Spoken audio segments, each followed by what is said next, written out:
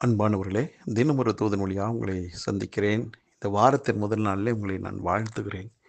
இந்த நாளிலே எரேமியா தீர்க்கதரிசன புஸ்தகம் 31:13 ஒரு பகுதி, நான் அவர்கள் துக்கத்தை சந்தோஷமாக மாற்றி, அவர்களை தேற்றி, அவர்கள் சஞ்சலம் நீங்க, அவர்களை சந்தோஷப்படுத்துவேன் என்று ஆண்டவர் சொல்லுகிற ஒரு வாக்கு. மனிதனுடைய வார்த்தைகள் நேரத்துக்கு நேரம் மாறும்.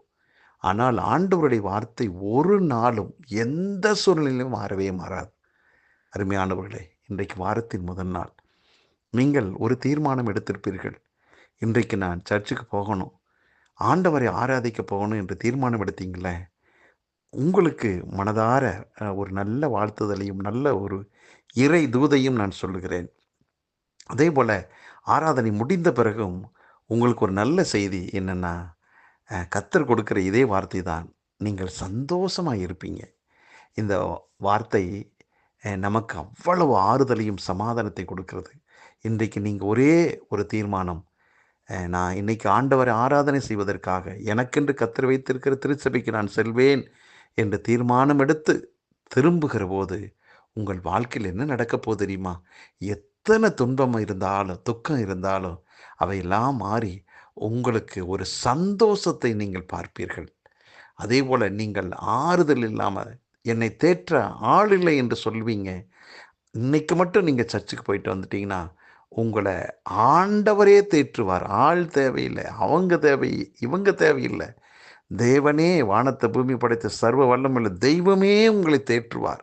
இன்றைக்கி நீங்கள் சர்ச்சுக்கு போனீங்கன்னா அங்கே உங்களோடு ஆண்டவர் பேசுகிற ஒவ்வொரு வார்த்தையும் உங்களை தேற்றும், உங்களை தைரியப்படுத்தும், சந்தோஷப்படுத்தும்.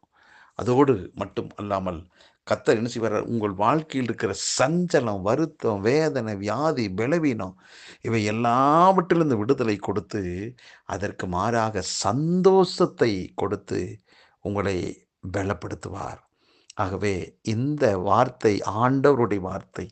நீங்கள் ஒரு சிறு குழந்தை போல, இது என்னோடு ஆண்டவர் பேசுகிற வார்த்தை என்று சொல்லி நீங்கள் கீழ்ப்படிந்து நீங்கள் சர்ச்சுக்கு போனீங்கன்னா நிச்சயமாய் இவ்விதமாய் ஆசீர்வதிக்கப்படுவீர்கள்.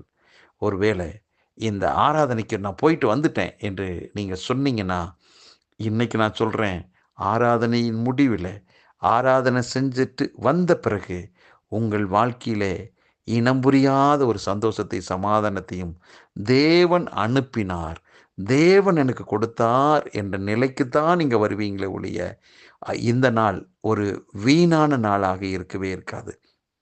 ஆகவே இந்த வார்த்தை கடவுள் என்னோடு பேசுகிற வார்த்தை என்று சொல்லி நீங்கள் ஒரே மனதோடு நீங்கள் எடுத்த முடிவு அது ஆசீர்வாதத்தில் தான் முடியும். ஆகவே சோர்ந்து போகாதீர்கள். இத்தனை நாள் ஆராதனைக்கு போய் என்ன கண்டேன் என்று எதிர்மறையான ஒரு எண்ணங்கள் வேண்டாம். அது ஆண்டவர் உங்களுக்கு கொடுக்கல. அது இந்த தீய சக்தியாம் பிசாசு கொடுக்கிற அந்த ஆலோசனை, அந்த எண்ணம், அதை நீங்கள் விரட்டி அடியுங்கள். ஆண்டவருக்கு, ஆண்டவருடைய சத்தத்துக்கு கீழ்ப்படிங்க. நீங்கள் வெற்றியாளனாய் மாறுவீங்க. உங்களுக்கு நன்மையை கிருபை தொடரும். உங்களுக்காக நான் ஜெபிக்கிறேன். நல்ல பிதாவே, இன்றைக்கு இந்த வார்த்தை கேட்டுக்கொண்டிருக்க ஒவ்வொருவரையும் மனதார இயேசு கிறிஸ்துவின் நாமத்தை வாழ்த்துகிறேனப்பா. இந்த வார்த்தை கேட்ட உடனே புறப்பட்டு ஆலயத்துக்கு போவதும், அதே போல் சர்ச்சுக்கு போயிட்டு வந்த பிறகும் இந்த வார்த்தை ஒருவேளை ஒரு சிலர் கேட்கலாம்.